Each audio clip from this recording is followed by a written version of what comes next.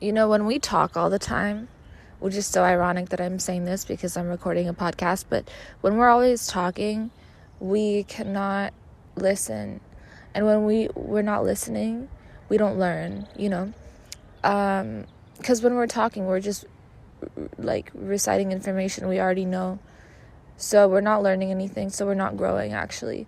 But when we listen to ourselves, to our bodies, to other people, to things that we haven't heard before, to things that even we have heard before, maybe, we can see how like everybody's our guru, everyone's our teacher, and like this is like great because we're out here all going through the same things just at different times. That's all life is. We go through the same things just at different times. If you're impoverished or poor, at another point you'll be abundant, and vice versa. It's just cycles. This is life. Like, this is how things go. And so no situation is like fixed. Like, no situation is permanent. Listen to signs. Like, listen to things in your life. Like, you got to be very good at deciphering omens in your life. This is how you can see God. You don't see God really through a fixed religion or through Sunday church service. Like, those are just, those are other things. Those are things like community. Those are things like activity, like hobbies, but if you really want to connect, though, is what I'm saying, then study your life. Look for omens. If you want to know the answer to a certain question, ask. And then look for an answer. Don't try to, this is important. There's a reason why I'm saying this. Don't try to come up with hypotheses based off of previous experiences. And I say this because if you keep doing that, you won't be able to grow. You won't be able to experience new things in life. You won't be able to let this life change you on a soul level. And this life is actually meant to change you on a soul level. Why? Seema, how? Because this life is meant to evolve your soul. That's why you're here, right? If you didn't need to evolve, if you as the soul didn't need to evolve, then you wouldn't be in a physical corporal body. You wouldn't be here. You would be on another plane, inhabiting a different body, like the body of maybe a bug or an angel even. There's so many forms of life, guys. If you could see, like, that's why no one dies. Because you can actually bring in different energies, and you can communicate with anything, actually. Even like bugs and those creepy crawlies that we don't think have sentience. No, they're intelligence. It's not that they're intelligent. They are intelligence personified. So of course, yes, they're intelligent, but they're also sensitive and receptive and hardworking and introspective. Like there's life that we cannot even fathom. And so for a human being to be scintillating in their negative thoughts or making their depression their personality essentially, or judging self, judging others, you're lower than an ant. You're lower than low life forms, basically. I like to say low just in terms of size and intelligence level, not in terms of hierarchy or authority, because all life is sacred, right? But it's important to use this human life carefully, and if we don't, we're just wasting time. And the thing about time is that it's a gift. So when we waste a gift that we cannot really, what is the meaning of wastage? You can't get it back. That's what it means to waste, right? So when we waste a gift that has been given to us freely, basically, and without any expectation, then we are doing ourselves the greatest disservice. what to speak of life in and of itself, what to speak of God in and of itself, what to speak of those around us even, right? Earth, right? The natural world, right? God again. Like, you shouldn't waste your life. Don't waste your life. And I also would like to say that no matter what spiritual community you're a part of, you can be going through the motions all day. You can be acting the part, dressing the part, and all of these things, but only you know if you're connected. No one can connect for you. No one can do the connection for you. That's why it's important, if you're on a spiritual path, to keep your association to a minimum. Keep it to a minimum. The more you associate and mingle with different energies, the more karma you incur. That's just obvious. It's not hard to understand that. You get involved with different communities all of the time. Your energy is going there. It's not going within. Your energy is not being recycled back into you, into the source that is within you. So you're not connecting. It's being dispersed outward. That is why it says in the Gita, when you work for Krishna, work for God. Whatever you do in your day. You could be applying your makeup. You could be working at your job. You could be interacting with other people. Think of Krishna, right? That's how you connect. You could be doing goddamn anything. You could be doing anything. You don't have to be sitting and chanting to be in a meditative state. You could be walking in a meditative state and connecting. You could be serving people in a meditative state and connecting. You could be doing anything, actually, really anything, even sleeping. That's why I forgot who it was. I think it was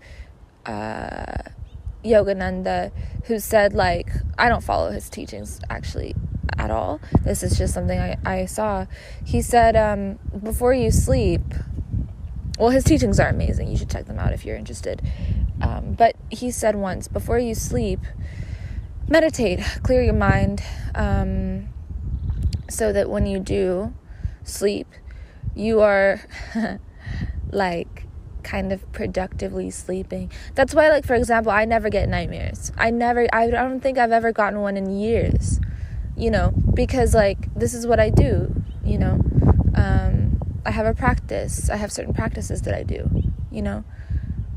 because why? Because you want to make sure your consciousness is kind of stable, and cleanse before you sleep, and then also after you wake up, right? Because sleeping is something that the body requires, but the soul doesn't require it. So essentially, your body is resting, but your soul is still active, right? So in that state, when you're actually asleep, you get to travel, you get to explore, you get to explore new realms that you can't really do in a physical body. Actually, they're not new. They're the oldest realms. They're the realms that you're most familiar with. It's just that the waking life makes us forget. It's kind of like Maya, which is illusion in Sanskrit, right? Maya means illusion in Sanskrit. It's the same concept. So, you forget, you get distracted, in your everyday life. And so this is the veil of Maya, essentially. But when you go to sleep, you are back. You're back. That's why, if you pay attention to your life, but you pay attention to yourself, your inner self, your within, right? If your attention is directed inward, then you'll be able to see things in your dreams that you will then experience in your waking life. This is what it means to have prophetic dreams. And it's not that uncommon. I feel like everybody has them. It's just that we forget when we wake up, right? But oops, sorry, I'm surrounded by food. The wind is blowing it away. Conversely, when you do have nightmares, pay attention to them, because your dream world essentially is you exploring, right, different realms. So it's your subconscious that is active. So if you are having nightmares, your subconscious is alerting you. It's alerting you to something that is within you that needs to be paid attention to. Why? Because it's uncomfortable. Anything that is uncomfortable must be rectified, must be corrected, must be paid attention to. That's the meaning of discomfort. Discomfort is lack of alignment with self, lack of alignment with inner being, right?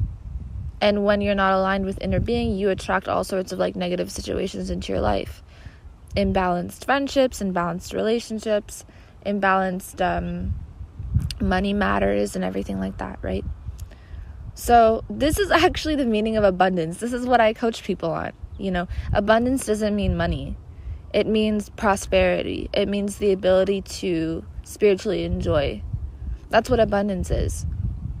So like, it's just the matrix world. I don't like to say matrix because again, there's so much,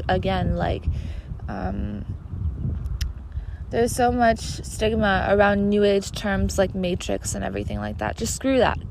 Screw all of just forget it, essentially. Forget all the new age propaganda around these terms. When I say matrix, I'm discussing the race mind, right?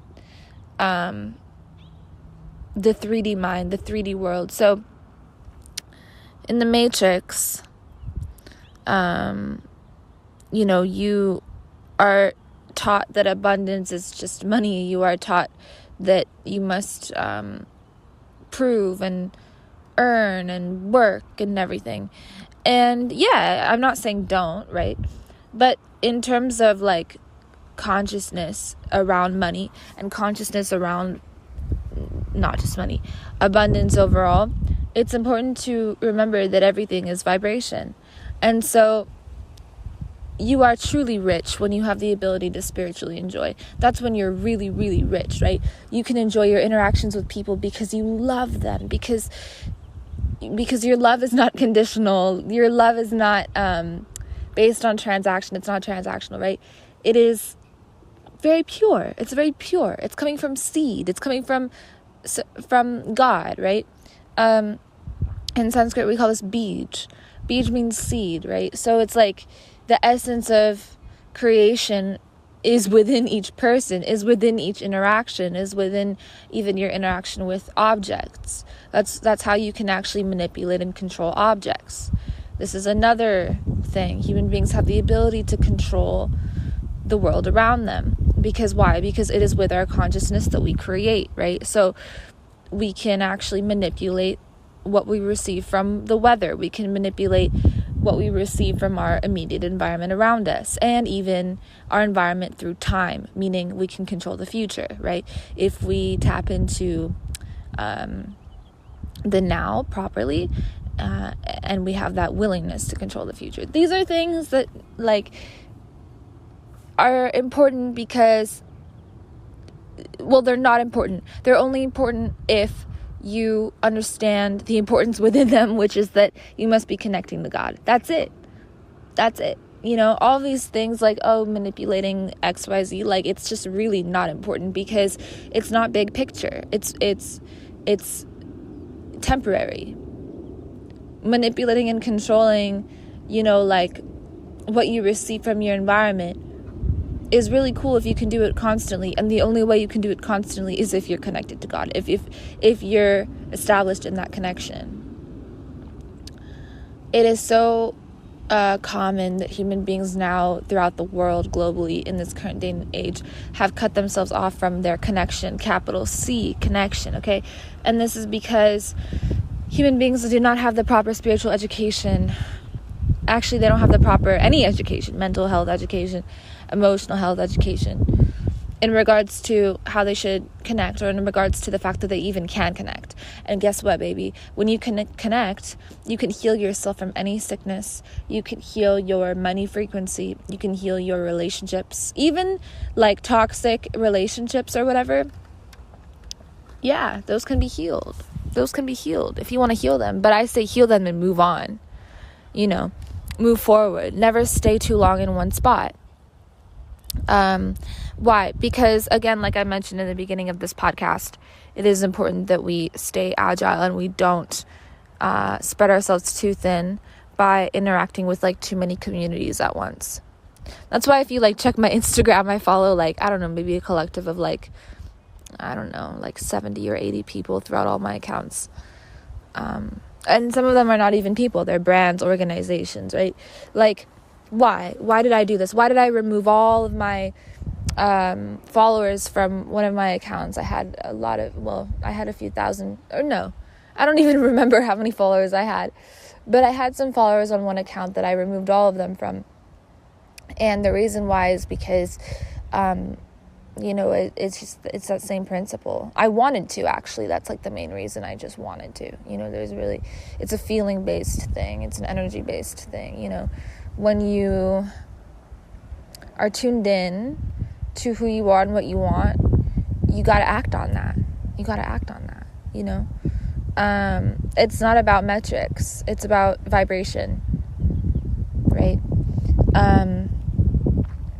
And I don't know how many people will understand this, but that's also not my problem or concern. I'm just relaying information that I've been given through this podcast. But like, if you can, again, hone down to the vibration of things, you will see what is real and what is not. You'll be able to tell, You won't be confused, You won't be confused by appearance. So many people are confused by appearance because we live in an appearance-based digital age where how you look matters more than anything, right? And I'd like to tell you that it's not how you look that matters more than anything. It's how you feel that matters more than anything. If you can focus on the feeling and inject that feeling within everything, you're golden, and that feeling should be love. At the end of the day, that feeling should be love. So, like, no matter what you're doing, you are feeling that love. That's the goal. That is the goal.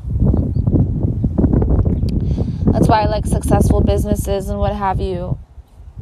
Like, real successful businesses are the businesses that, people enjoy running, essentially. That's what success is. And then money will come. Money comes naturally when you enjoy anything. That's just how money works. Money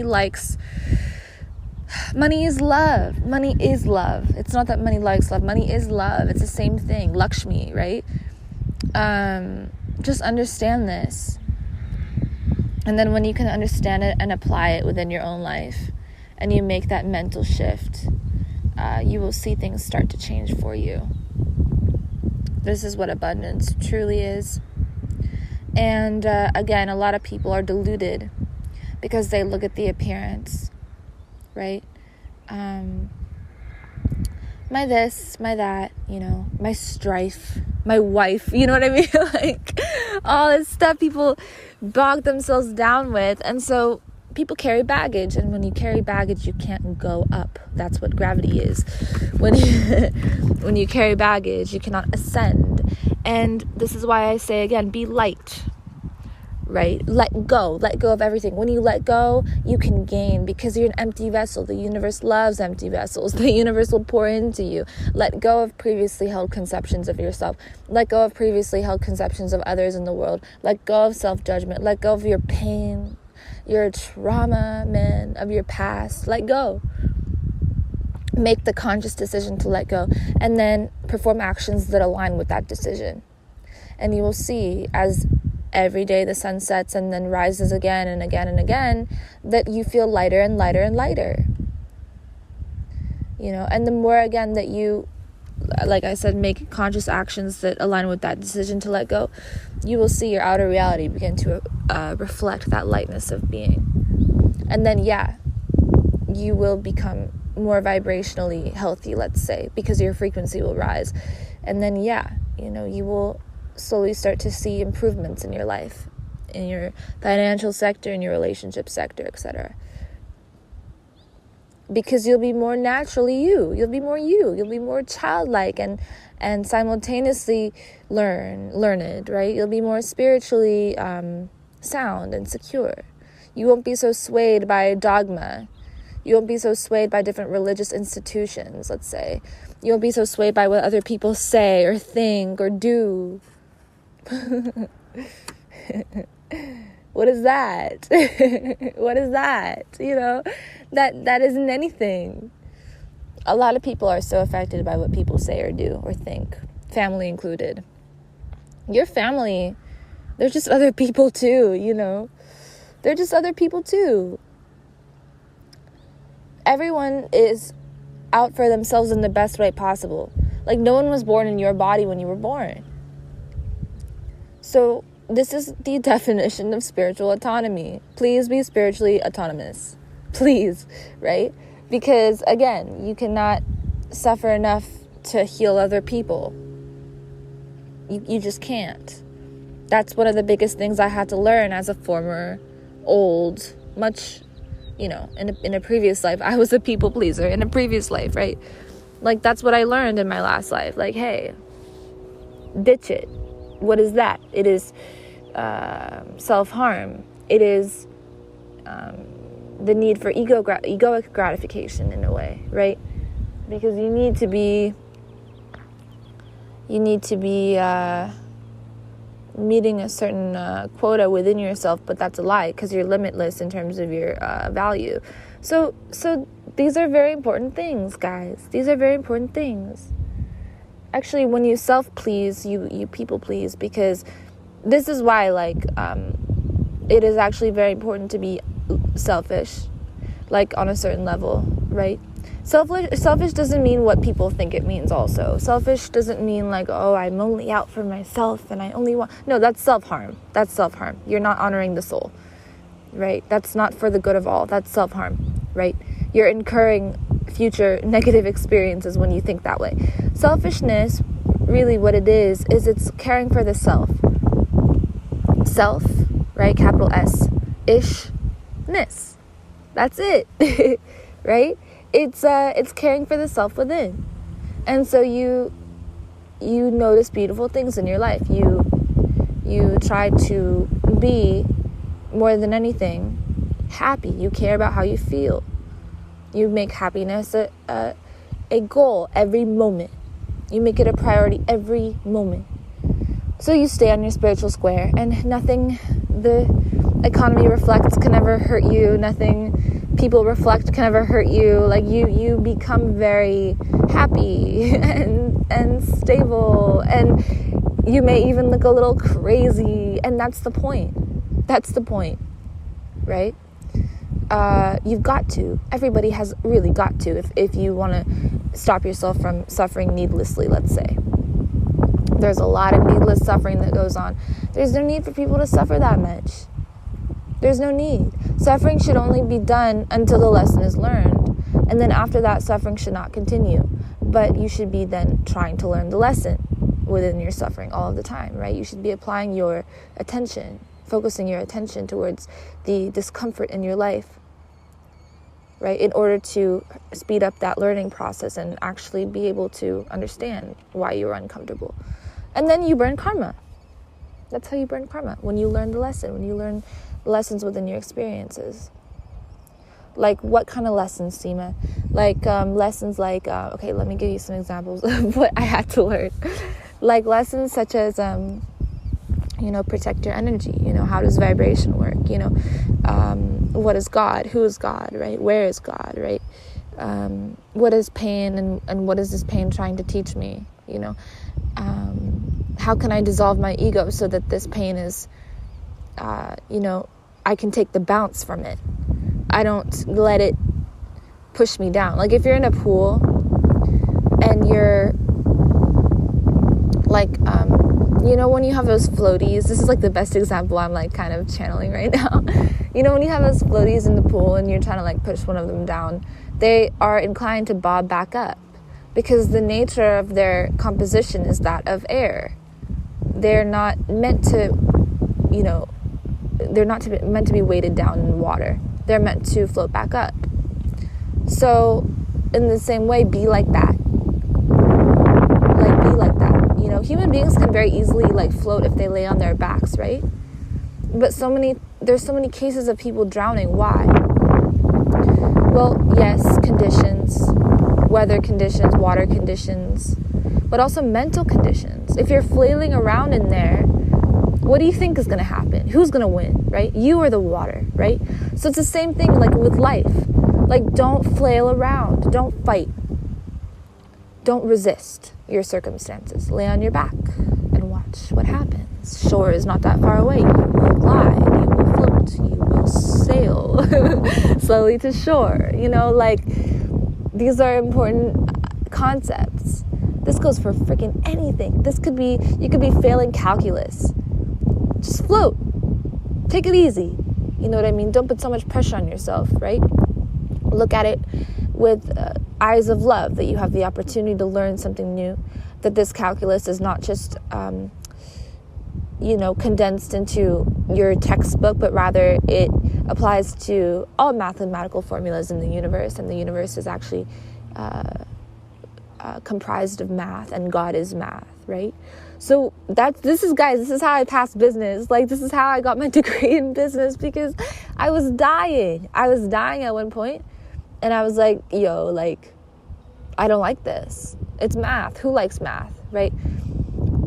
It took a spiritual awakening for me to make the connection, but I made the connection. You know what I mean? I made the connection, and I realized this is God that I'm learning about. And then everything was easy after that, because I appreciated what I was learning. I appreciated it. I didn't just look at it as another test to pass or class to pass. Instead, it was every moment is school. It's not just that I'm in university. Every single moment is school, right? So what am I doing? Trying to condense my subject material. This is widely applicable. This is applicable to life, right? So in the same way, take any situation you're facing, see the beauty and the help within it, and float. I love you very much. Thank you so much for listening. I hope this was helpful for you, and I will talk to you in the next podcast.